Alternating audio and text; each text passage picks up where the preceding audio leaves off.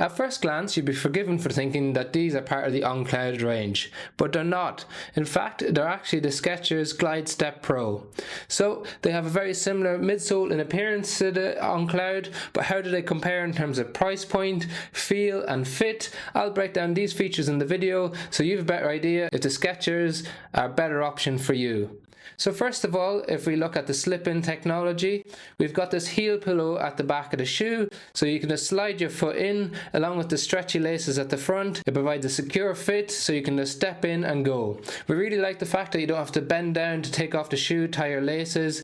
It's a little bit more convenient in terms of a shoe, especially if you have any mobility issues, and it has a relatively good lockdown thanks to a nice stiff heel counter at the back of the shoe, and it's got some nice sidewalls that come up from the midsole on the inside and the outside. These help cradle your foot, keep it nice and centered in the shoe so it doesn't slip off, you don't feel like you're moving excessively from side to side. They have this stretch lace that you pull on to tighten the laces, so it's really convenient, but the box does come with a traditional lace set if you want to put that in instead.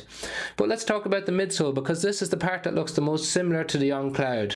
So we've got these similar holes in the midsole that we'd associate with the On-Cloud shoe. However, the design is different and the pattern is different. So we've got bigger cutouts in the midsole than we see in the On-Cloud shoes. It allows for a bit more flexibility in the shoes. And then we found that it's a little bit firmer in terms of the pods at the back of the shoe and a little bit softer in the middle of the shoe. So when you initiate contact with the ground, it gives you a nice stable feeling, keeps you nice and centered in the shoe. Then if you're standing for long periods of time, you get this nice cushion feel in the midfoot.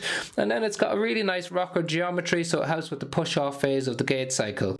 So it's a really nice feel underfoot, quite a balanced cushioning that is firm as what we get in shoes like the On-Cloud Flyer 5. It's relatively light as a shoe and it's around 44 mils of stack in the rear foot, so you've got lots of cushioning underneath your heel if you've got any sensitivity there. Then as we move on top of the shoe, again I thought it looks very similar to the On-Cloud 5, however it doesn't have that same premium feel or comfort to it that you get in the On-Cloud, but personally for me I found it adequately comfortable. There's plenty of space in the toe box. It does come in a wide version as well, and it was a true to size and length. So overall, I feel like this is a really good lifestyle shoe. One, if you have any mobility issues. Two, if you just want the convenience of slipping on a shoe. It's much cheaper than what we look at with the On-Cloud range, and it's got a wide availability in terms of lengths and widths. If you've got any questions on them or you want to check out the shoes, we've got links to them in the description below with the latest prices on Amazon. Otherwise, if you have any questions, drop them in the comment section below. We've got a whole host of different reviews on our channel if you want to check them out. Like and share and subscribing to the channel is always appreciated. Thanks for tuning in.